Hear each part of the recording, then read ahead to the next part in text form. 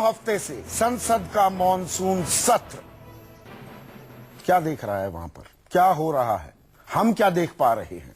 वहां पर सिर्फ और सिर्फ आरोप प्रत्यारोप की बरसात हो रही है और ये जो वॉकआउट नाम के ओले भी लगातार पड़ते दिख रहे हैं। देश विकास की राह पर कैसे आगे बढ़ेगा, कैसे महत्वपूर्ण बिल पास होंगे, ये संसद जो हमारी दरअसल सबसे बड़ी महापंचायत है, क्या सिर्फ हंगामा काटने की जगह बन गई है? आज 3 अहम सवाल मैं उठाने जा रहा हूं। क्या संसद में अपना बोया काट रही है बीजेपी, सत्ताधारी बीजेपी? क्या संसद को जैम करने में कांग्रेस का कुछ फायदा होगा? और 2 हफ्ते से ठप संसद को चलाने की दरअसल जिम्मेदारी किसकी है? इन तमाम अहम सवालों पर हम चर्चा करेंगे। कुछ खास मेहमान मेरे साथ जुड़ चुके हैं, लेकिन पहले नजर इस रिपोर्ट पर। मॉनसून सत्र को शुरू हुए 10 दिन से ज्यादा हो गए, संसद ठप पड़ी है। कांग्रेस ललित गेट और व्यापम मामले में सुषमा स्वराज और दोनों राज्यों के मुख्यमंत्रियों के इस्तीफे पर अड़ी है, तो उधर सरकार अपने रुख से टस से मस होने को तैयार नहीं है। हंगामे के बीच आज संसदीय कार्य मंत्री वेंकैया नायडू ने संसद में गतिरोध का पूरा ठीकरा कांग्रेस पर फोड़ दिया। They don't want to discuss farmers' issues. They don't want to discuss flood. They don't want to discuss issues like. They don't want to discuss other issues. They just want. They are doing politicking. They are doing politicking. The entire country is watching what they are doing. We can't accept this, ma'am. I request the speaker to take it seriously. We cannot have this tamasha to go on every day. It's a tamasha. Fraud played on democracy of the country. इस बीच कांग्रेस सांसदों की नारेबाजी और play card दिखाने से speaker Sumitra Mahajan नाराज हो गयीं। हालांकि पूरे हंगामे पर कांग्रेस ने पलटवार करते हुए संसद में गतिरोध के लिए बीजेपी को जिम्मेदार ठहराया। सदन को चलाना ये सरकार का काम है और ये पहली बार ऐसा नहीं हुआ। इससे पहले भी इस सदन में बीजेपी वालों ने ये प्रथा डाली है कि हर चीज को रेसिग्नेशन पूछे, और आज वो कह रहे हैं कि कांग्रेस वाले ऐसे अटकलें पैदा कर रहे हैं, तो ये सब सत्य से दूर है। कांग्रेस के आरोप के बाद सवाल ये उठ रहा है कि क्या संसद में अपना बोया काट रही है बीजेपी? सवाल कांग्रेस पर भी है, क्या बीजेपी की प्रथा बताकर संसद जाम करने से कांग्रेस को कुछ फायदा होगा?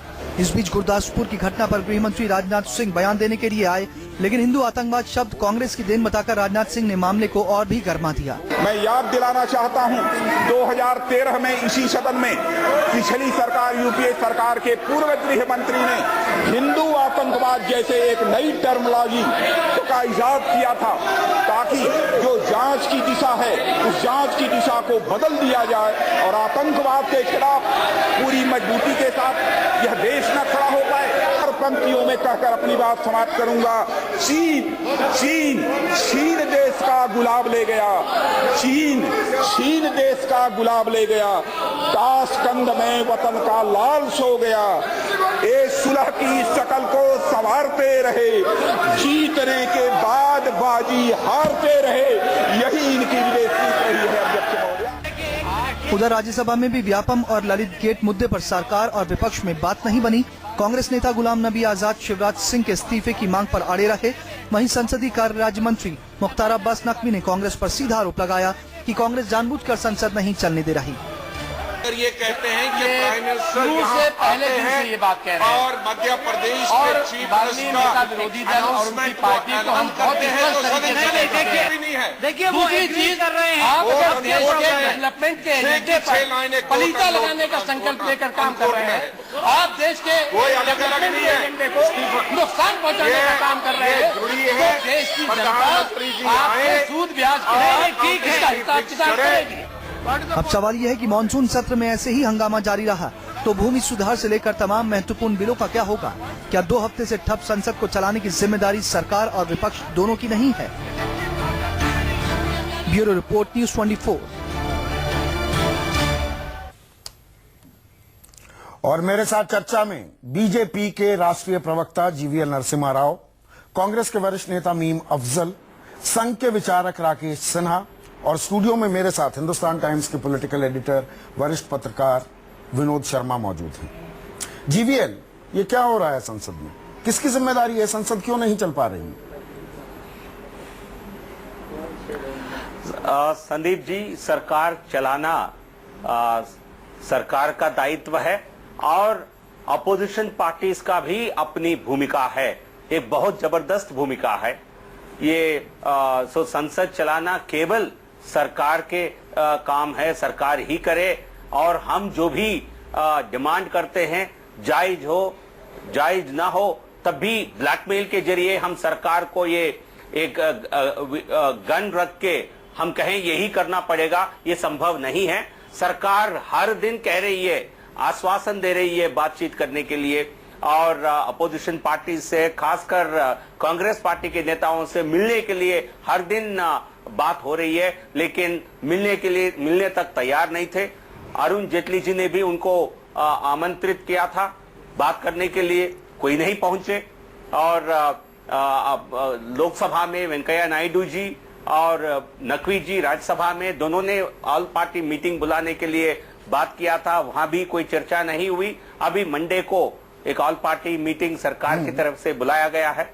हम उम्मीद करते हैं कांग्रेस पार्टी इसमें आएगी और कांग्रेस पार्टी सहयोग देने, क्योंकि इस समय राष्ट्रीय सुरक्षा और भारत पाकिस्तान की जो भी पॉलिसी है और प्राइम मिनिस्टर लेवल टॉक्स है, इसके बारे में कांग्रेस हर दिन प्रेस कॉन्फ्रेंसेस के जरिए कई सवाल उठा रही है, लेकिन जब इसको बहस करने की जो सही प्लेटफॉर्म है, सही फोरम है, वो तो पार्लियामेंट है। आज भी 4 बजे आनंद शर्मा एक प्रेस कॉन्फ्रेंस में कह रहे हैं कि बातचीत क्या हुआ दोनों देशों के बीच, हमें बताइए। क्या ये आप सरकार में, ये पार्लियामेंट में, या प्रधानमंत्री जी से या विदेश मंत्री जी से या वहां उनकी तरफ से क्या सुनना नहीं चाहेंगे? तो यही एक बड़ा गतिरोध बन गया। कांग्रेस अनरीजनेबल हो रही है, आप ये कह रहे हैं कांग्रेस। मीम अफजल क्यों नहीं चलने दे रहे हैं आप संसद को? जब सुषमा स्वराज सदन के पटल पर आकर सफाई देने को तैयार हैं, अपना वक्तव्य देने को तैयार हैं, आप सुनने पर राजी क्यों नहीं? देखिए, सुषमा जी अपना वक्तव्य बहुत पहले दे चुकी हैं। जिस वक्त वो सारा मामला आया था, उन्होंने खुद ही अपना वक्तव्य दे दिया था। जाहिर है उससे तो वो फिरेंगी नहीं, और उसके बाद ही हमने कुछ डिमांड की है। और जहां तक सरकार को चलाने का ताल्लुक है, मैं समझता हूं पार्लियामेंट चलाने की जिम्मेदारी रूलिंग पार्टी पर होती है, हमेशा होती है। और वाद संवाद तो क्या विपक्ष की जिम्मेदारी सिर्फ वो हल्ला करना है? लेकिन क्या इन्होंने कोई सीरियस? नहीं, बिल्कुल नहीं है। विपक्ष की जिम्मेदारी को हमने पूरा किया। पिछले 1 साल में आपने कोई शिकायत सुनी हमसे? आप भी लोग तारीफ कर रहे थे, मीडिया भी तारीफ कर रहा था कि अपोजिशन बड़ा कंस्ट्रक्टिव रोल अदा कर रही है। लेकिन जब मुद्दे आते हैं और आप उस पर जवाब नहीं देते, नहीं, पर आप सुनने को तैयार नहीं। हर मुद्दे पे बोलते हैं। अगर विदेश मंत्री का इस्तीफा मांग रहे हैं, अगर आप विदेश मंत्री का इस्तीफा मांग रहे हैं, वो सदन में अपना पक्ष रखना चाह रही है, तो सुनते क्यों नहीं? हम खाली विदेश मंत्री का इस्तीफा नहीं मांग रहे हैं, हम तो 2 चीफ मिनिस्टरों का भी इस्तीफा मांग रहे हैं, ये भी आपको पता होगा। और ये मुद्दे 3-4 इकट्ठे हो गए हैं। अभी तो एक मुद्दा और आएगा, अभी वो उस पर ज्यादा जोर नहीं है, स्मृति ईरानी जी का भी आएगा, तो इनको जवाब तो देना पड़ेगा। और आपने शुरू में सही कहा कि जो बोया है वो काट रहे हैं। आज किस मुंह से ये लोग बात करते हैं कि मुद्दा नहीं है? हमारा कौन सा मुद्दा था? सिंघल साहब के खिलाफ कौन से चार्जेस थे? बाद में बाइज्जत बरी हुए, इन्होंने इस्तीफा लिया, पार्लियामेंट चलने दी थी क्या? अश्विनी कुमार जी ने कौन सा गुनाह किया था? इस्तीफा लिया या नहीं लिया इन्होंने? चलने दी थी पार्लियामेंट? आप ही लोगों ने कहा कि पार्लियामेंट नहीं चलने दे रहे हैं। कहा नहीं, हमारा तो यह दायित्व है। जीवीएल जवाब देना चाह रहे हैं। जीवीएल, हम पार्लियामेंट नहीं चलने देंगे। पुरानी कहावत है कि बोया पेड़ बबूल का तो आम कहां से होए। आप वही जो आपने बोया वही अब काट रहे हैं आप लोग। आपने यही तो किया था ये जब आप विपक्ष में थे। बिल्कुल गलत है। हम इस जो आरोप है ये सही नहीं है। ये आरोप सही नहीं है। लोग, जितने मंत्री इस्तीफा नहीं, मैं इसका जवाब दे रहा हूं। जितने भी मंत्री को अपने पद से हटाना पड़ा कांग्रेस के कार्यकाल में, वो सबके खिलाफ एफआईआर, उन सबके खिलाफ, और उस कारनामे में एफआईआर दर्ज हुआ था। वो सारे बंसल साहब के खिलाफ कहाँ एफआईआर थी भाई? अश्विनी गलत बोल रहे हैं। अश्विनी कुमार जी के खिलाफ कौन सी एफआईआर हुई है, जरा बताएं। नहीं, मैं कह रहा हूं, मुझे कंप्लीट करने दीजिए। केवल अश्विनी कुमार, नहीं, मैं कह रहा हूं अश्विनी कुमार जी के विषय में वो भी एक भ्रष्टाचार का मामला था। सीबीआई की रिपोर्ट को जो कोर्ट में पेश करना था, सुप्रीम कोर्ट में, उसके बाद जिस प्रकार की टिप्पणियां सुप्रीम कोर्ट ने किया है, क्या उसके कारण आप मजबूर नहीं थे? केवल हमारे दबाव में नहीं, एक दो बयान आपको आप ही के सुप्रीम नेताओं कोर्ट को का मैं भी सुनवाना चाहता हूं। बहुत कुछ सुनना पड़ा। जीवीएल, आपकी इजाजत से आप ही के वरिष्ठ नेताओं के मैं कुछ बयान अब पढ़ना चाह रहा हूं। उस वक्त सुषमा स्वराज लोकसभा में नेता प्रतिपक्ष थी और अरुण जेटली नेता प्रतिपक्ष राज्यसभा में। पहले सुषमा स्वराज 7 सितंबर 2012 वो कहती हैं, not allowing parliament to function as a form of democracy like any other form, numbers do not give a licence to loot the country. संसद में गतिरोध करना, अवरोध करना, ये एक जमहूरियत का तरीका है, लोकतांत्रिक तरीका है, और सिर्फ आंकड़ों की बिना पर आप देश को लूट नहीं सकते। अरुण जेटली 30 जनवरी, सुनिए, अरुण जेटली 30 जनवरी 2011, parliament job is to conduct discussions but many a times parliament is used to ignoring issues and in such situations obstruction of parliament is in favor of democracy. Therefore, parliamentary obstruction is not undemocratic. मैं इसका जवाब दूं? जी। संदीप जी, जो बयान हमारे नेता प्रतिपक्ष उस समय दिए थे, हम उस बयान से मुकर नहीं रहे हैं। हाँ। हम यही बात कह रहे हैं कि जो आप केवल इस तरीके को अपनाने के पहले परिस्थितियों को भी देखना पड़ेगा। उस समय क्या परिस्थितियां थी, अच्छा, किस प्रकार आप 2G घोटाले में एक रिपोर्ट, CAG की रिपोर्ट बन गया था, उसमें लगभग 1.25-2 लाख करोड़ की जो एक बड़ी स्कैम के बारे में CAG ने एक आंकलन करके प्रस्तुत किया था। तो इसलिए उस समय तो बिना कोई घोटाला जानकारी नहीं कह रहे थे।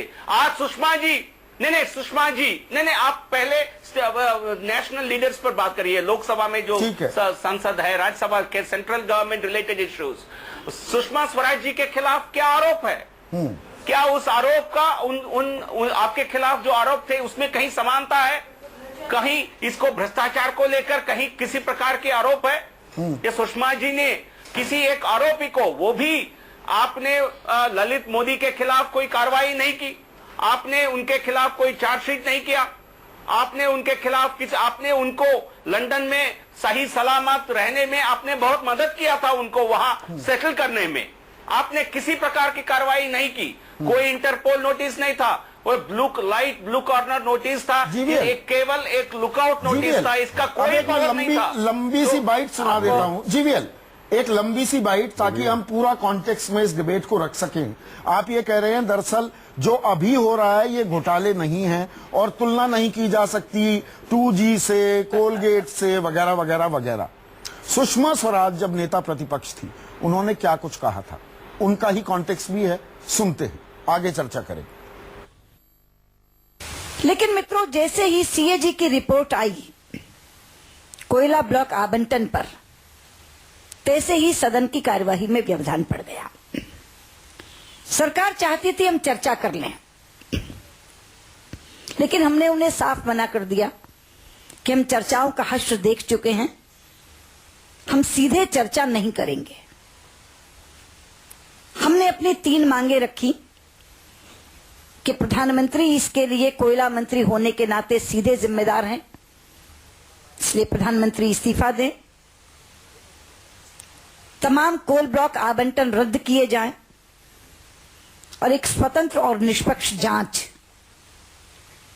इस घोटाले के लिए बैठाई जाए। संसदीय कार्य मंत्री और गृह मंत्री से अनौपचारिक वार्ता हुई, उसमें भी हमने चर्चा के लिए इंकार किया। स्पीकर साहिबा के कमरे में औपचारिक मीटिंग हुई नेताओं की, उसमें हमने साफ कहा कि हम चर्चा क्यों नहीं चाहते। मैं दोहरा देती हूं उस बात को। हमने कहा कि चर्चा 3 नियमों के अंतर्गत होती है, 193, 184 और एडजमेंट मोशन, कार्य स्थगन प्रस्ताव। हमने कहा कि 193 के चर्चा करने का मतलब है चर्चा का टॉकआउट और विपक्ष का वॉकआउट। हम चर्चा करेंगे, सरकार जवाब देगी, हम कहेंगे कि हम उत्तर से असंतुष्ट हैं और बहिर्गमन कर जाएंगे और मुद्दा समाप्त हो जाएगा। हमने कहा 184 के तहत करेंगे तो मतदान होगा, तो हम जानते हैं कि सरकार बहुमत में है, इसीलिए शासन में है, और अगर थोड़ा बहुत कमी होगी तो बहुत डिपेंडेबल एलाई है इनके पास एक सीबीआई, वो इनके लिए बहुमत जुटा देगी। क्योंकि बहुत से दल ऐसे हैं मित्रों जो चर्चा में भाषण हमारे साथ देते हैं, वोट उनके साथ देते हैं। और हमने कहा कि कार्यस्थगन प्रस्ताव का हश्र तो हम देख चुके, कोकराझार हिंसा का जिक्र मैंने वहां भी किया कि हमने इतने अहम सवाल उठाए लेकिन जवाब मिला हम लुंगी, टूथपेस्ट, सोप दे रहे हैं। ये करके सरकार कैजुअली चर्चा का जवाब देती है। हमें ऐसी चर्चा नहीं चाहिए। और चूंकि इनके पास संख्या बल है इसलिए ये हमारा एडजर्नमेंट मोशन भी गिरा देंगे। क्योंकि इनके पास संख्या बल है इसलिए 184 का मतदान भी जीत जाएंगे, लेकिन संख्या बल लूट का लाइसेंस नहीं देता। संख्या बल लूट का लाइसेंस नहीं देता। चर्चाओं का हश्र आप देख चुके हैं। प्रधानमंत्री का भी इस्तीफा मांगा जाता है। जीवीएल, आप ही की बात को आगे बढ़ाऊं, एफआईआर प्रधानमंत्री के खिलाफ उस वक्त तक नहीं हुई थी, तब भी आप इस्तीफा मांग रहे थे। तो जो बोया वही काट रहे हैं, घूम फिर कर बात रही नहीं। मैं अभी भी आप जो कह रहे हैं, जो परिस्थितियों को आप नहीं देख रहे हैं। हाँ। सीएजी घोटाले का मतलब देश समझता है। 2 लाख करोड़ का जो उस समय जो आंकलन किया था उसके हिसाब से 2 लाख करोड़ का एक बड़ा घोटाला था, जिसकी पूरी कल्पना, जिसकी पूरी स्क्रिप्टिंग केंद्र सरकार के तरफ से हुई है।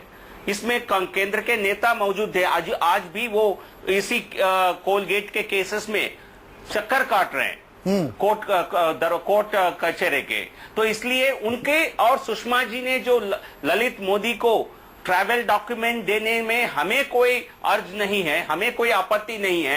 इस प्रकार का कोई उनको ये बड़ी दिलचस्प लाइन ले रहे हैं और मुस्कुरा रहे हैं यहाँ पर विनोद।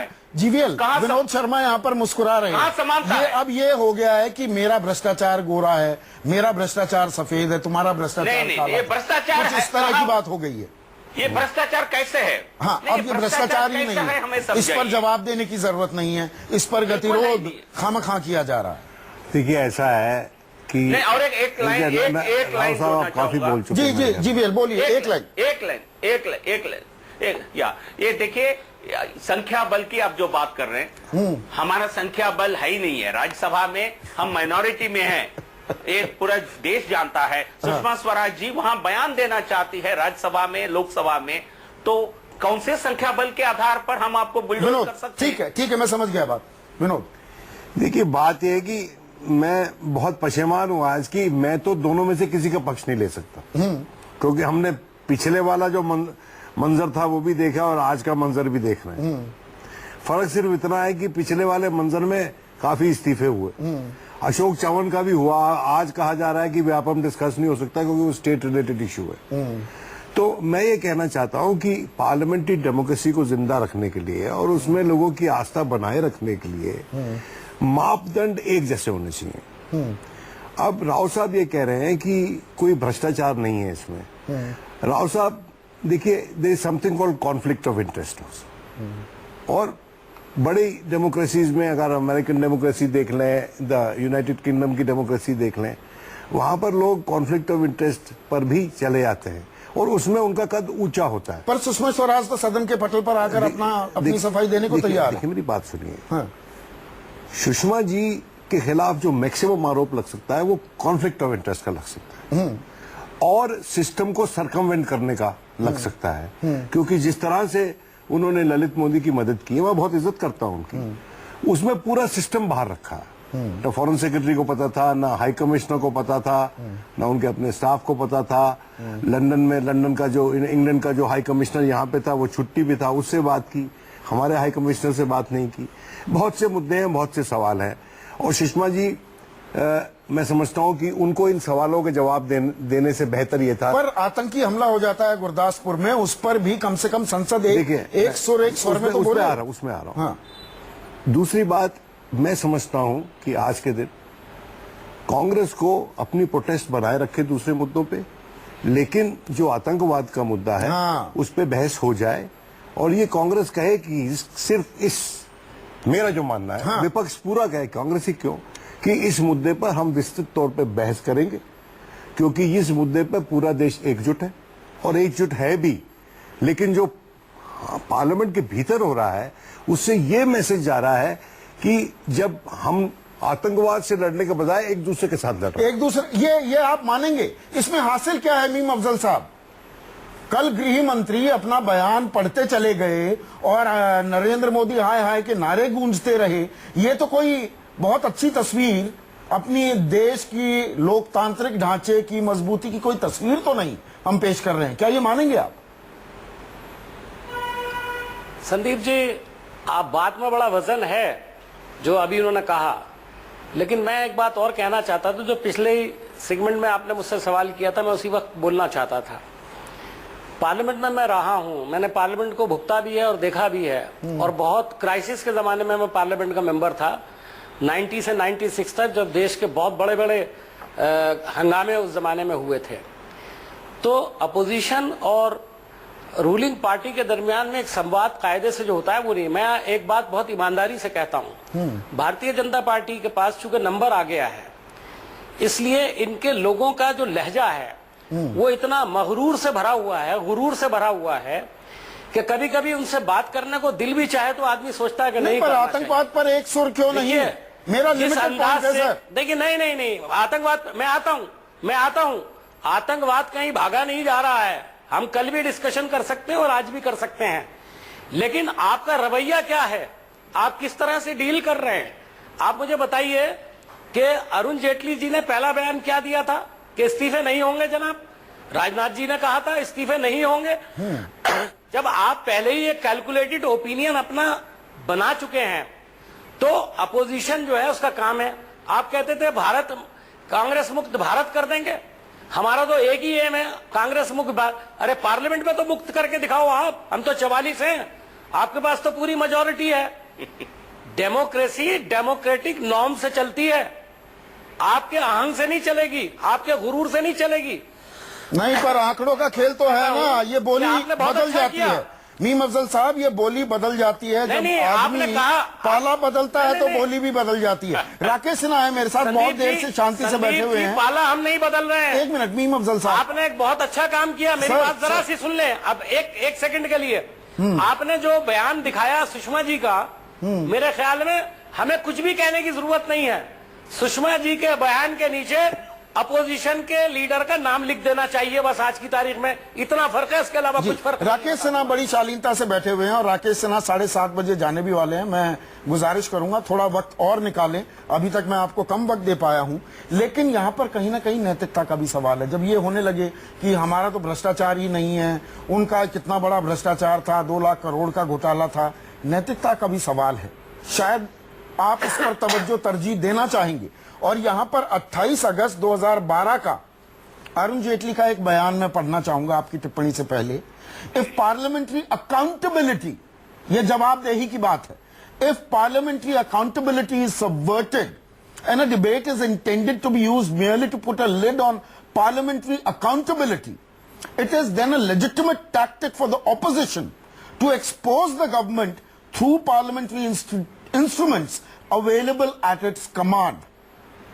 यहां पर सुषमा स्वराज का कि भाई सदन के पटल पर आकर वो जवाब भी देना चाह रही हैं, उसको भी मैं जोड़ रहा हूं यहां पर।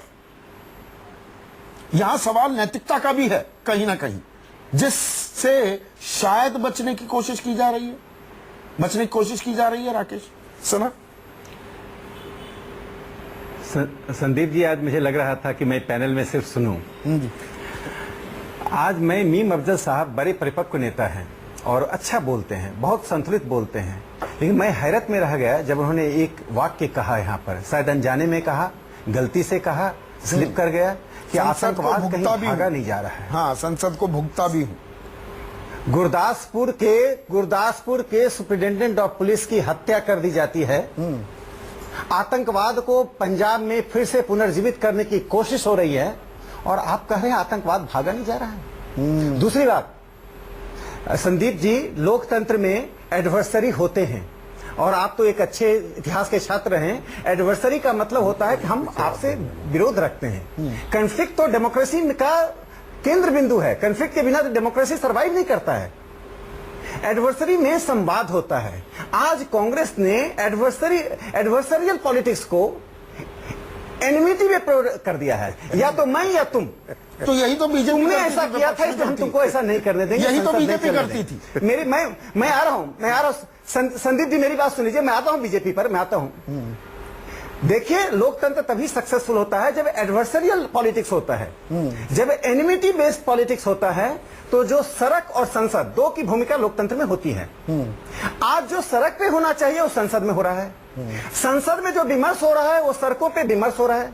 आम लोग और बुद्धिजीवी आज विमर्श कर रहे हैं, हम और आप विमर्श कर रहे हैं। हम लोग संसद के हिस्से नहीं है, ईमानदारी से विमर्श कर रहे हैं, लेकिन संसद में वह हो रहा है जो घेराव पथराव। तो इसमें बीजेपी की जिम्मेदारी मानते हैं कि नहीं? बीजेपी की जिम्मेदारी मानते हैं कि नहीं?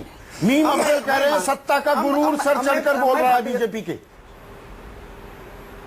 देखिए सत्ता का गुरूर, मैं बीजेपी को यहाँ डिफेंड करने के लिए नहीं बैठा हूं, मैं लोकतंत्र को डिफेंड करने के लिए बैठा हूं। मैं इतना जरूर मानता हूं कि फ्लोर मैनेजमेंट थोड़ी और कुशलता से बीजेपी को करनी चाहिए। कहीं न कहीं फ्लोर मैनेजमेंट में बीजेपी की सरकार की असफलता दिखाई पड़ रही है। एक दूसरी बात मैं कहना चाहता हूं कि देखिए, आप आज किस मुकाम पर हैं जब एक आतंकवादी को फांसी देने के बाद एक राष्ट्रीय पार्टी, मैं वामपंथियों की बात नहीं करता हूं, सीताराम येचुरी, प्रकाश कारात का तो काम है चीन के साथ खड़े हो गए, उनकी बात मैं करता ही नहीं हूं। वो तो व्यावसायिक रूप से भारत विरोधियों के साथ खड़े होते हैं, लेकिन एक राष्ट्रीय पार्टी का महासचिव दिग्विजय सिंह, शशि थरूर, 10 जनपद का सबसे प्यारा बच्चा, क्या बयान देता है। आपका भारतीय जनता पार्टी से विरोध हो सकता है, आरएसएस से विरोध हो सकता है, सर्वोच्च न्यायालय को आप समाप्त सर हिला रहे हैं यहाँ पर विनोद शर्मा, राकेश सिन्हा। इस चर्चा को आगे बढ़ाऊंगा, आप समझते हैं। एक छोटा सा ब्रेक लेना है, एक छोटा सा ब्रेक लेंगे। अभी सर हिला रहे हैं और ये बात अभी आगे बढ़ेगी, आतंकवाद की बात। इस चर्चा को आगे बढ़ाऊंगा।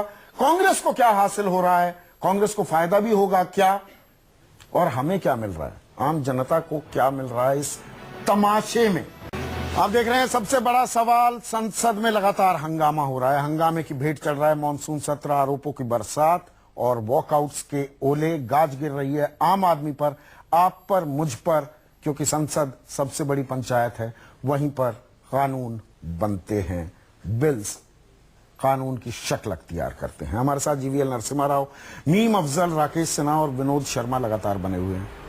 राकेश सिन्हा कह रहे थे कि जो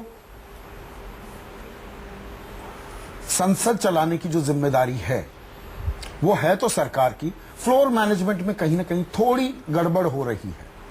कांग्रेस कह रही है सत्ता का गुरूर है, जबकि बीजेपी कह रही है ये तो तिल का ताड़ बनाया जा रहा है। देखिए, फ्लोर मैनेजमेंट का क्या कॉनोटेशन है कि सरकार जो है वो विपक्ष में दरार नहीं पैदा कर पा रही, या इसका ये कॉनोटेशन है कि सरकार जो है वो सही से अप्रोच नहीं कर रही विपक्ष को।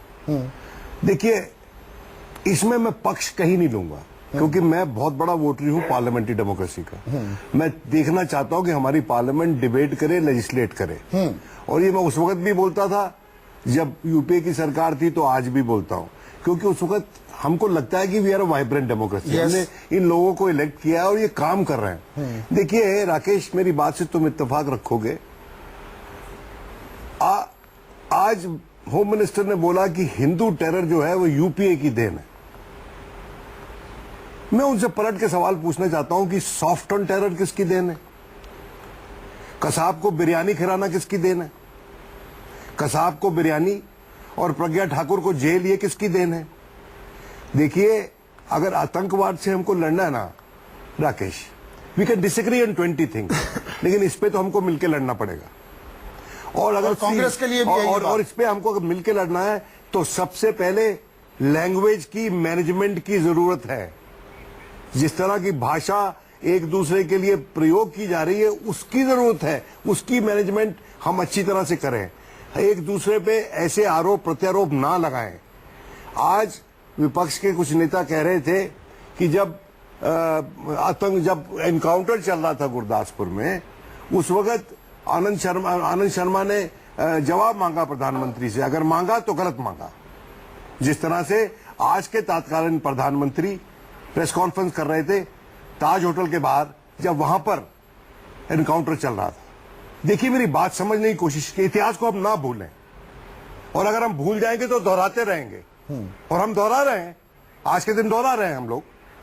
और इसीलिए आतंकवाद इस देश में पनप रहा है, उससे निजात नहीं पा रहे हैं हम लोग, क्योंकि इससे कैसे लड़ना, इसी पे एक राय नहीं है इस देश में। और वो राय कैसे बनेगी? जब पार्लियामेंट डिबेट करेगी।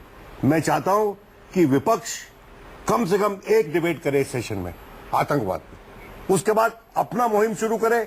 जो लड़ना है लड़ो, जो एक दूसरे से एडवर्सरियल रिलेशनशिप रखना है रखो, लेकिन आतंकवाद पे डिबेट बहुत जरूरी है इस देश में। मीम अफजल साहब, होनी चाहिए बहस, होनी चाहिए, तुरंत होनी चाहिए कि नहीं बहस? मीम अफजल साहब,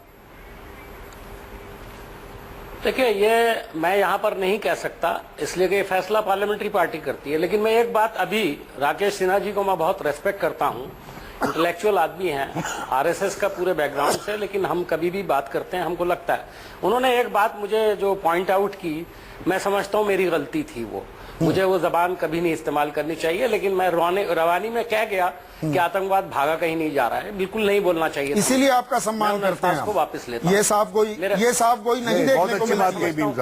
आपकी दाद देनी होगी मीम अफजल साहब, मेरे ख्याल से राकेश सिन्हा भी दाद देंगे इस बात को लेकर। शुक्रिया शुक्रिया शुक्रिया। मेरा कहने का मकसद ये है कि पार्लियामेंट के कुछ नॉर्म्स होते हैं और एक सिचुएशन होती है। जी राकेश जी भी कुछ कहना चाह रहे हैं, मेरे ख्याल से दाद देनी होगी, ऐसी साफ कोई होती नहीं है। यहाँ पर गलत बयानी भी हो जाए तो अड़ जाते हैं, की जरूरत नहीं है। संदीप जी मुझे जाना है, इसलिए मैं एक कमेंट करके जाऊंगा। मीम अफजल साहब का मैं रिस्पेक्ट इसलिए करता हूं कि वो बहुत साफगोई से बोलते हैं और बहुत संतुलित बोलते हैं, इसलिए मैंने कहा स्लिप ऑफ टंग। मैंने उनको नहीं कहा कि आपने गलती की, मैंने कहा स्लिप ऑफ टंग हुआ आपसे, और उन्होंने मान लिया। ये हम लोगों के लिए सीख है कि गलती करें, हम माने। एक बात मैं यहाँ कहना चाहता हूँ, जो विनोद शर्मा जी कह रहे थे, बहुत अच्छी बात कही कि आतंकवाद पर हम सबको एक होकर पार्लियामेंट में डिबेट करना चाहिए। लेकिन आज राजनाथ सिंह जी ने जो संसद में कहा, विनोद शर्मा जी आप मानेंगे, गूगल सर्च में जाइए तो मिलियंस ऑफ हिंदू टेररिज्म मिलेगा। भारत में पूछिए कि एक हिंदू टेररिस्ट है क्या? कोर्ट ने किसी को हिंदू टेररिस्ट डिक्लेयर किया? प्रज्ञा ठाकुर पर अभी तक कोर्ट में चार्जशीट दाखिल हुआ है, कोर्ट ने फैसला नहीं दिया है। देखिए हम इसमें ना जाएं, चूंकि वो अलग डिबेट विषयांतर हो रहे हैं, इसलिए आसानी नहीं क्योंकि आपको जाना है कुछ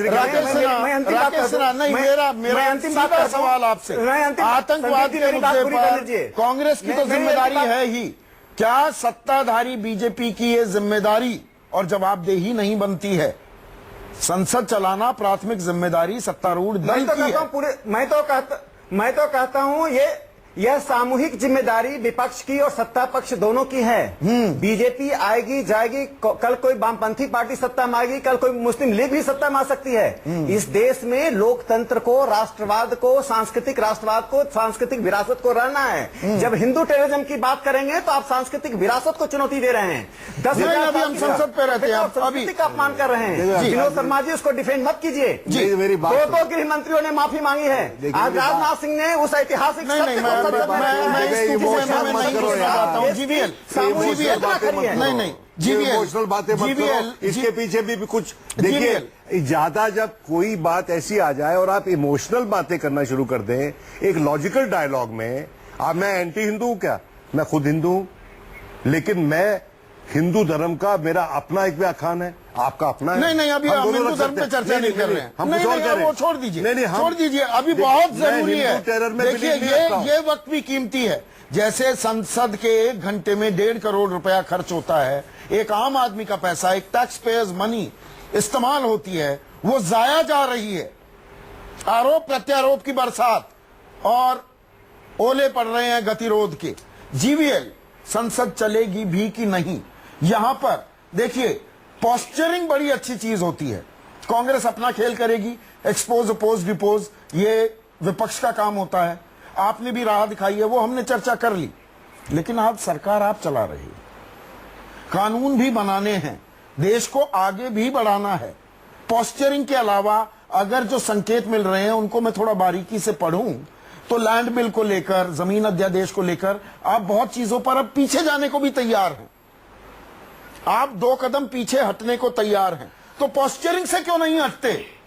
जब आप चीजों पर पीछे जाने को तैयार हैं, संसद में गतिरोध भी तो खत्म कीजिए ना जीवीएल, या is it asking for too much? नहीं, संदीप जी, सरकार की तरफ से लगातार कोशिश जारी है।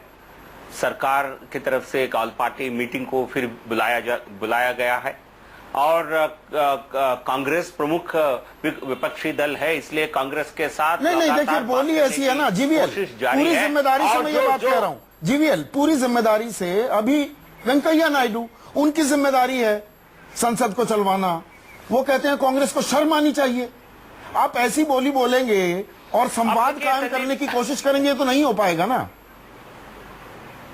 नहीं, संदीप जी, इस प्रकार की फ्लोर ऑफ द हाउस पर जो वक्तव्य है, ये उसके बाद भी सत्तारूढ़ दल और विपक्षी दल के बीच में लगातार बात होती रहती है और जो वायदा केवल सरकार का ही ये दायित्व नहीं है, अपोजिशन पार्टी नहीं, सरकार का ही दायित्व है, ये मानना पड़ेगा आपको। सत्र में नहीं, सरकार का दायित्व है, बट लेकिन सामूहिक जिम्मेदारी नहीं है क्या? सभी सांसदों को नहीं, सभी I beg to differ sir, I beg to differ, प्रमुख रूप से आई बेग टू डिफर। नहीं, प्रमुख रूप से, हाँ संदीप जी, प्रमुख रूप से मैंने पहले शुरुआती मैंने अपने बयान में मैंने कहा था, प्रमुख रूप से सत्तारूढ़ दल का, सरकार का ये दायित्व है। नहीं जीवीएल, देखिए आप मुझसे बेहतर समझते हैं पॉलिसी मेकर। जीवीएल, देखिए आम दर्शकों को मैं समझाता हूं, जब ये गतिरोध हो रहा है ना, ये संसद सत्र, ये मॉनसून सत्र वॉश आउट हो जाता है